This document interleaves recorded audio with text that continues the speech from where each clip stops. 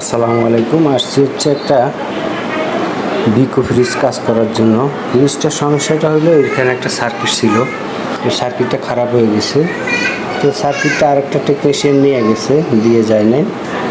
তো এখন আমি সার্কিটের পরিবর্তে একটা টাইমার লাগাইলাম। দেখেন এই জায়গায় সার্কিটটা ছিল, এটা একটা বিকো ফ্রিজ, এই জায়গায় সার্কিটটা ছিল।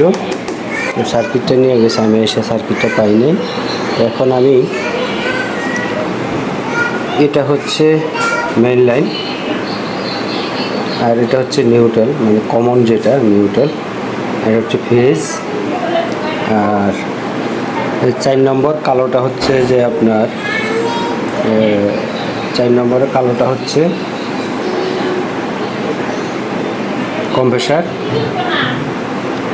আর এই নীলটা হচ্ছে হিটার থেকে কানেকশন যেটা আসছে সেটা 1 নম্বর। তো হিটারের কানেকশন হচ্ছে 2 নম্বরে। আমার এটা হচ্ছে হিটার ঘুরে আইসা এটা পাবে হচ্ছে আপনার নিউট্রাল, তারপর এই নিউট্রাল দিয়ে এই টাইমারটা চলবে। যখন ফেজটা কানেকশন দিবে তখন নিউট্রালটা চলে যাবে, কারণ হচ্ছে হিটার ঘুরেই নিউট্রালটা আসছে। তো এই হচ্ছে কানেকশন। আমি সার্কিটটা পাই নাই, তারপরেও অনেক কষ্ট করে কাজটা করলাম, আলহামদুলিল্লাহ। আপনার যদি প্রয়োজন হয় যোগাযোগ করতে পারেন, যে কোনো সার্কিটের সমস্যার জন্য যোগাযোগ করতে পারেন। তারপর হচ্ছে বিকল্পভাবে কাজ করার পদ্ধতি আছে, যেমন এই যে আমি এটা বিকল্পভাবে করে দিছি। এটা একটা বিকো ফ্রিজ। তো এই ফ্রিজটার সার্কিটটা আমি না পাওয়ার কারণে আমাকে এইভাবে কাজ করতে হইলো। অনেক চিন্তা ভাবনা কইরা টেস্ট কইরা বাইর করতে হয়েছে। এই হচ্ছে আমার কানেকশন। দেখেন, আপনার যদি প্রয়োজন হয় ইনশাল্লাহ যোগাযোগ করতে পারেন। এসি, ফ্রিজ, মাইক্রোওভেন, ওয়াশিং মেশিনের যে কোনো প্রয়োজনে আল্লাহর রহমতে যোগাযোগ করতে পারেন, ভালো সমাধান পাবেন, এতটুকু বলতে পারি। তো আমার কানেকশনটা কমপ্লিট হয়ে গেল, আলহামদুলিল্লাহ। তো এটা কিছুদিন আগে কম্প্রেসারও চেঞ্জ করা হয়েছিল। এই হচ্ছে কম্প্রেসার, কম্প্রেসারটা চেঞ্জ করা হয়েছে। এটা একটা এলজির কম্প্রেসার লাগাইছে, কম্প্রেসারটা চেঞ্জ করা হয়েছে। তো আমি কাজটা করে দিলাম ইনশাল্লাহ। আর একটু কাজ বাকি আছে। একটু কাজ বলতে, যেমন আমি এখানে একটা থার্মোস্ট্যাট লাগাইতে হবে। তো এখানে আগের অরিজিনালি ইলেকট্রনিক্সের থার্মোস্ট্যাট ছিল, তো আমি এই থার্মোস্ট্যাটটা বাদ দিয়া একটা থার্মোস্ট্যাট লাগাই দিব। এটা ইলেকট্রনিক্সের ছিল, তো আমি লোকাল যেগুলো এগুলো লাগাই দিব। আপনার যদি প্রয়োজন হয় ইনশাল্লাহ যোগাযোগ করতে পারেন, এসি, ফ্রিজ, মাইক্রোওভেন, ওয়াশিং মেশিনের যে কোনো সমস্যার জন্য। এই হচ্ছে আমার কুলিং প্রোটেক্টর।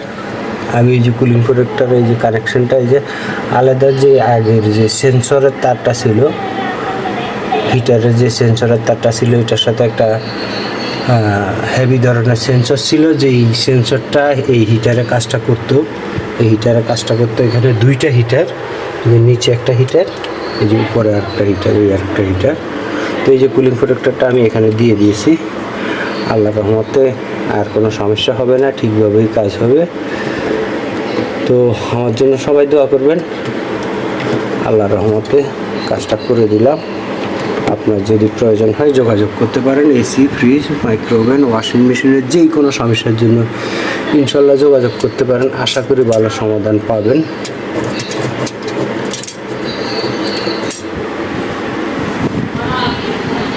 তো অনেকেই কাজটা বুঝবেন কিনা জানি না, অনেকেই বলে যে ভাই আপনার পুরো কাজ দেখান না, খালি আপনার গল্প বইলেই শেষ করে ফেলেন।